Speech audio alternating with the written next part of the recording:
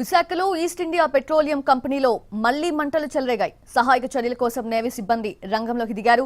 నిన్న కంపెనీలోని ethanol tank పై పిడుగు పడటంతో మంటలు చెలరేగాయి. ఆ మంటలు ఇంకా అదుపులోకి రాలేదు.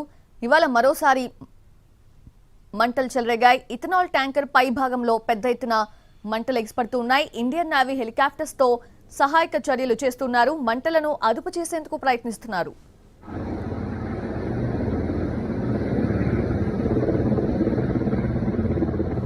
విశాఖలో ఈస్ట్ ఇండియా పెట్రోలియం కంపెనీలో మళ్లీ మంటలు చెలరేగాయి. సహాయక చర్యల కోసం నేవీ సిబ్బంది రంగంలోకి దిగారు. నిన్న కంపెనీలోని ఇథనాల్ ట్యాంక్ పై పిడుగు పడటంతో మంటలు చెలరేగాయి. ఆ మంటలు ఇంకా అదుపులోకి రాలేదు. ఇవాళ మరోసారి మంటలు చెలరేగాయి. ఇథనాల్ ట్యాంకర్ పై భాగంలో పెద్ద ఎత్తున మంటలు చెలరేగుతున్నాయి. ఇండియన్ నేవీ హెలికాప్టర్స్ తో సహాయక చర్యలైతే కొనసాగుతున్నాయి. మంటలు అదుపు చేసేందుకు ప్రయత్నిస్తున్నారు.